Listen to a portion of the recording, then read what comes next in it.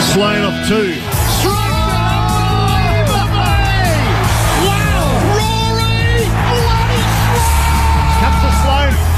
To the goals and he delivers. Roaring one way, the other has a shot. Get in. You hear the roar.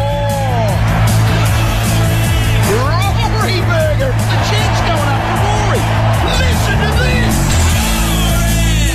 Rory, welcome. Welcome. No, you welcome you. You're in my house. How's the finger? Gee, that looks nasty. It's a bit of carry on, really. No, it's good. I got surgery yesterday. Surgeon said it went well. There's a bit of movement already. You can see a little bit of movement. So tendon grafts, yeah, there's always some risk with them. But no, he's very, very, very good surgeon. So yeah, I've backed him in. So how many weeks are you out for that? Not that it matters because you're on holidays. No, on holidays now. So I think 6 weeks in like a guard or something like this, and then some rehab after that. But I can still run, ride, cross-train and that kind of thing. You've got your top off. You're very sunburnt. How long have you been out in the sun? 2 hours? No, I did the gutters yesterday, mowed the lawns before. I have been out in the sun a bit. I've got to get this body used to some sun again. Best and fairest, let's start there. We spoke to Rory Laird yesterday, 2-time BNF. What a season. In good company, isn't he? 2-timer. Unbelievable season. Not just for him, but, I mean, Ben Keys, Paul Seedsman, the big Texan, Jordan Butts, Tom Dede had a good year, but yeah, outstanding year. And I mean, he's been in the midfield for now a year and a half, so I'm just excited where's he go from here? And he keeps learning, he just keeps wanting to learn and keep getting better. So he makes our midfield, he makes our whole group better, and he's becoming a really important leader for our footy club, which is obviously important with a few senior blokes not going to be there. As a dad of a son that's there, as a past player and as a Crows man, I was absolutely rapt to see that Texan went to the BNF. Not only that, it was great the words that Matty Nick said. He is part of your club and super important moving forward. Yeah, he is. I mean, Tex is a great person. He made a massive mistake. And if I know Tex, and I think I do, know him very well, he'll make others better from this whole situation. And yeah, I mean, it showed a great maturity from our whole footy club that we could have him there, and hopefully onwards and upwards. No fault of the club. It's guilty by association, the vilification. We get that. Has it been one of the trickiest things to navigate as a club? You're one of the leaders there. Did you find it tricky? Not that you distanced yourself from Tex. I know behind the scenes you were always there, but publicly with me you had to be very sensitive with all peoples and all parties of this vilification or process. Yeah, it was the hardest thing we've had to deal with for sure. But in the end, if I try to simplify it, it was literally just be there for every one of your mates, and that's what it came down to. I was making sure I was there for Tex, the big fella, around his house, helping him out as much as I was there for our Indigenous fellas, and putting my arms around them and just talking to them and letting them share their feelings too. And that was as simple as it is. It's just you just got to look after people, and that's what I've said to everyone is make sure you look after people in terms of the media stuff. And obviously, as you said, you're part of it, but it's like I always find the media want to try and put a wedge between whatever group. So you always got to know within yourself like what you've done or who you've helped is right, and that's sort of what I've tried to stick to. Is that hard? Is that hard to hear all the commentary, or do you as a club make yourself insular? You personally, as a leader, block yourself off from it, and you know who you are, you know who your club is, you know who Tex is, you know the work that's been put behind the scenes to help with all parties. Is that a hard thing, and what would you say to the media then? No, it is hard at times, but as long as you know what you're doing and you're clear on what you're doing and who you're supporting. And for me, it comes down to actions, not words. So actions always speak louder than words, and people always want to see your face and want to be having those moments together. And that's, as I said, I did so much learning over the past 4 weeks through our Indigenous fellas and what they shared with me. And yeah, it's very insightful over the last few weeks. But again, that stuff is behind closed doors. Brilliant. We'll move to the season review. As the skipper, as your arm starts throbbing, elevate it. It's elevated. It's gone a bit red, mate. Oh, that's the antiseptic. Season review. You're the skipper. What do you think of the season? Well, really, I'm very glass half full sort of person, as you probably are aware of, but very positive year for our footy club as well as a frustrating year. Frustrating for our fans. At times, obviously not been able to go to games, but the footy we played for the majority of the season, minus a few games, but I think gave us a great blueprint of how we're going to keep going forward. There was some game, I reckon 5 games we were definitely in, and definitely probably 3 of those games I feel we should have won. So that changes your whole season. All of a sudden you're in contention for finals, and a good stepping stone for next year. I reckon last year was obviously disappointing.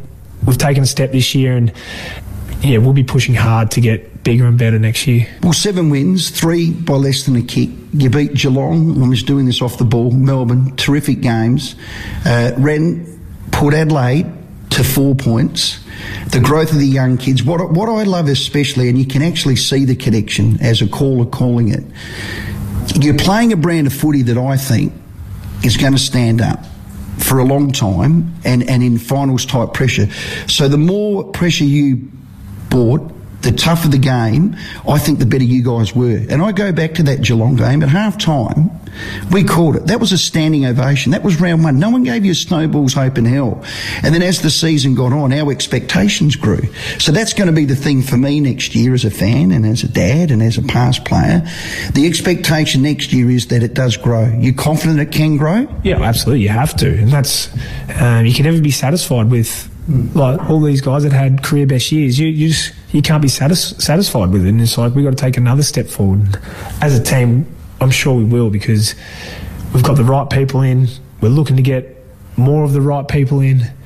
So yeah, I'm very confident, but it does. It comes down to how hard you want to work. I love Tim Silvers. The minute he walked into the club, he said, I'm going to rebuild that football program. We're going to get the absolute best. And I'm going to call them the 3 Bs. Barham, Burgoyne and Burgess. You're up to your eyeballs with the 3 of them. Now, I don't know whether you'll get all 3 or you'll get 2, but from afar, and I don't know how you get consulted with all of this, but the Crows are having a crack to get the best in their program. Love that. Yeah, I love it too. And all 3, and again, I don't know if we're going to get any, let alone all 3, but all of those guys are unbelievable people and almost the best in what they do.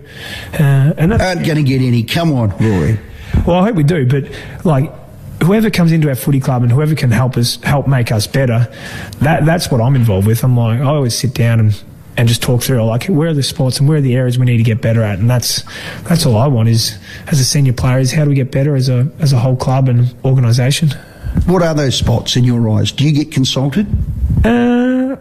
No, it's more just sitting there like this and just chatting.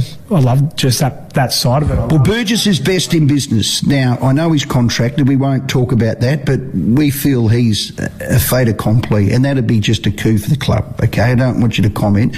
Burgoyne popped up yesterday. Now, the quality of that man, the integrity of that man, the experience of that man, and if Tim Silvers has used one word all the way through, we need experience. Yeah, well, absolutely. I mean, not just on the field, off field, you need experience, and that's that just comes. He would offer an enormous amount of experience, but again, I don't know if he needs to come home or wants to come home. I know how much he loves Melbourne too. So he's got a beautiful family, and they love it down there. So I mean, we can always speculate, but I could go through the whole AFL and list off a range of guys you'd love to have at your footy club.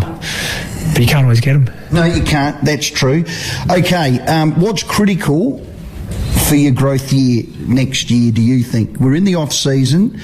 Do you have an opinion on going to the draft, or if a player pops up, you trade heavily for them? Do you sit with those sort of meetings, recruitment and list management, as the captain? Yeah, I can give my opinion. It's not always, like, obviously it's like anything. It's like, it's not always... It's valued. Yeah, absolutely it's valued. But it's like, I'm not the, I suppose, final decision maker, is what I'm trying to say. But yeah, I mean, my thought is, as long as we've got good people, I don't care how high a draft pick. I mean, yeah, we win that last game and lose the second pick, but I look at that team of the last 30 years and I don't know how many top 5, let alone top 10 picks were in that team for the Adelaide Crows. So draft picks for me, it's not about that. It's just about character and work ethic of people, and that's what I'd draft on as a recruiter is, yeah, people's personality and how much they want to give to others.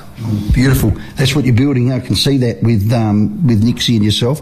B. Smith told us yesterday he's had his jab, his COVID jab. Looking at your arm, there's no Band-Aids on it. When are you getting in? Soon, I think. Next week or so, I think I'll go on down to Noarlunga and get the needle put in.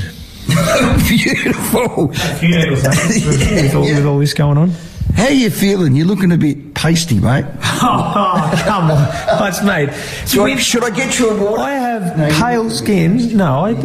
How can you get red in one day? Well, no, you're looking at the forearm. That's the surfer? Yeah, but you wear a wetsuit. Okay. But that's the colour of my skin, mate. It's just, I'm a pasty human. Now, we're sitting at your beautiful abode.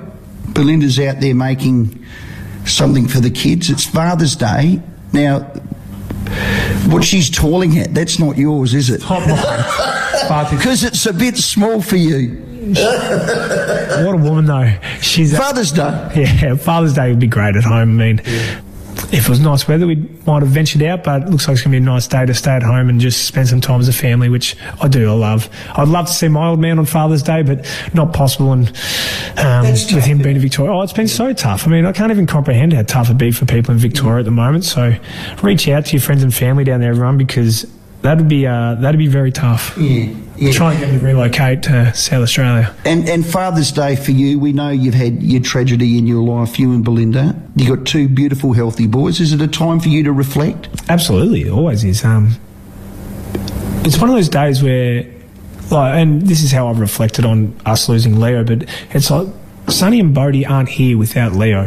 And with what happened to him, the way the timing works, but those two boys are who they are because of him, and that's the part of Leo I see in those two boys, which makes me happy and makes me a little bit emotional just talking about it now. But it, for me, it's always a beautiful day. It's a really nice day, happy day and sad day. And I've learned over the years you can feel two emotions at once, and that's more than fine. Has it taken time?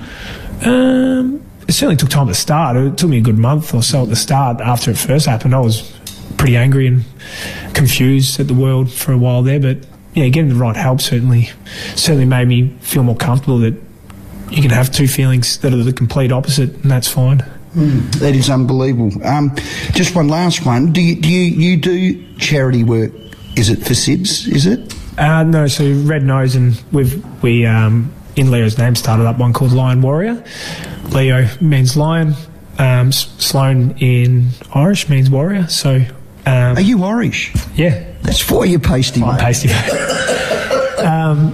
So yeah, we started up a charity years ago, and it was probably unfortunate timing when we first started it up, because then COVID hit and we couldn't quite launch into it as we would have liked. But over the next few years, we'll certainly be diving headfirst in and raising some serious cash just to help people. And there's a guy, Chris Barnett, who's an Adelaide man who's doing some amazing research in this space along with Harvard Uni, and if we can help stop a couple of these a day, because there's 6 a day, which is to a point still. Number, isn't it? Yeah, and if we can help stop a couple of them, we'd love to. Brilliant. Well, whatever we can do to help, fantastic. You're on holidays now.